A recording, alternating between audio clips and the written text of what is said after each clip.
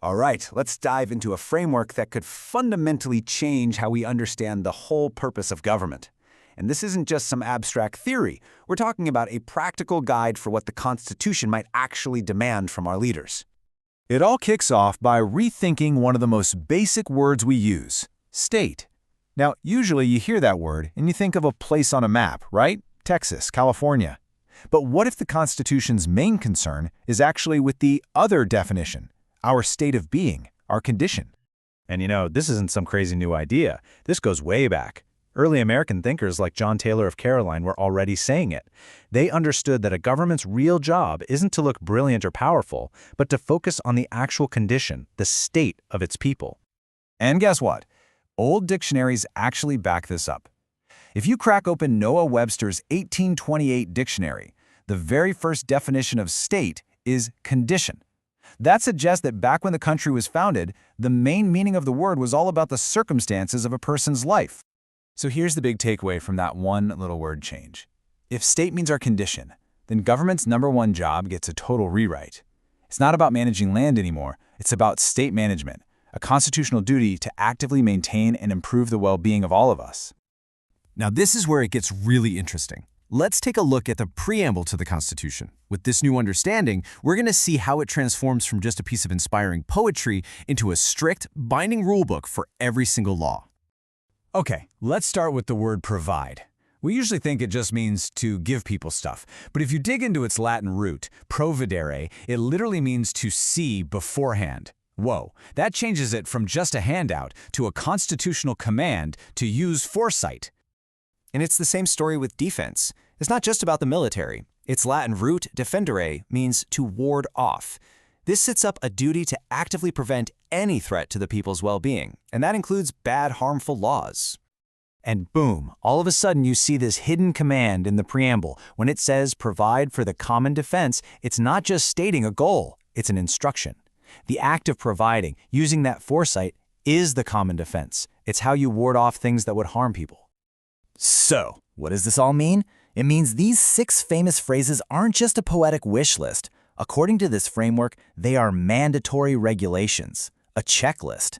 Every single law has to check every single one of these 6 boxes to be considered constitutional. Now, this isn't just a big idea with no teeth. The really cool part is that this framework gives us actual, practical tools that lawmakers and policy analysts could start using tomorrow to make sure these constitutional rules are being followed. The first tool is super straightforward. It's called the prerequisite test. It's a simple checklist. Before a bill can even get a vote, the person who wrote it has to show exactly how it meets all 6 of those conditions. The rule is simple. No proof, no vote. That's it. Then you have the second tool, which is called the State Impact Statement, or SIS. You've probably heard of an environmental impact statement, right? Where they measure how a project affects the land. Well, this is the exact same idea, but for people. It basically tries to measure how a new law will affect our well-being across 4 key areas of life. Is it going to make us healthier? Is it going to make us more anxious or more hopeful? It's a way to actually quantify a law's real impact on the human condition. So all this sounds good in theory, but let's put it to the test. How would a real-world proposal, let's say a bill for universal childcare, hold up under this whole constitutional compliance framework? Well, first up, the bill would have to go through that prerequisite test. The sponsors would have to lay out how it promotes union by helping families of all classes, how it ensures tranquility by lowering parental stress, and so on, right down the list. Under this framework, it seems to pass each test. Next, you'd get the state impact statement. And look at this. A chart like this lets you literally see the projected outcomes. A big drop in something negative, like parental anxiety, and a huge boost in positive things, like a child's ability to flourish and a parent's freedom. The data makes the human benefit crystal clear. So, after a bill passes both the prerequisite test and the state impact statement, what do you have? You have proof. The argument is that the policy isn't just a good idea anymore. It's now proven to be constitutionally required because it fulfills the government's basic duty of care. Okay, let's just zoom out for a second, because if you really take this constitutional framework seriously, the consequences, the implications, well, they're nothing short of revolutionary. The first thing you see is what's called a provision gap, and it's huge. It's this massive canyon between what the Constitution supposedly demands the government provide for our well-being and the reality of so much hardship that people face every day. And get this, we're not just talking about a policy failure or some political disagreement. The argument here is that this provision gap represents a massive, continuous violation of the Constitution. The government is literally failing to do its most basic job. And here's the part that is just stunning.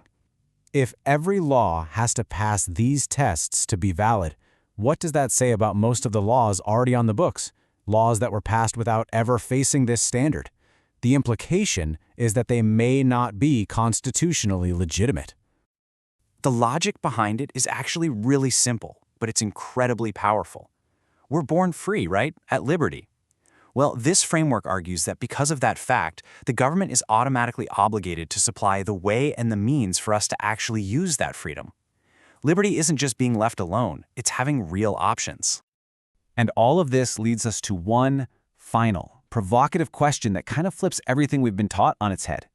What if we've been reading the Constitution wrong this whole time? What if its main purpose isn't to limit what the government can do, but to command what it must do, which is to actively care for us?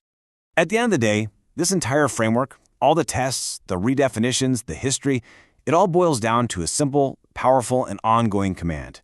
A perpetual duty for the government to look after the well-being of its people. Just keep providing.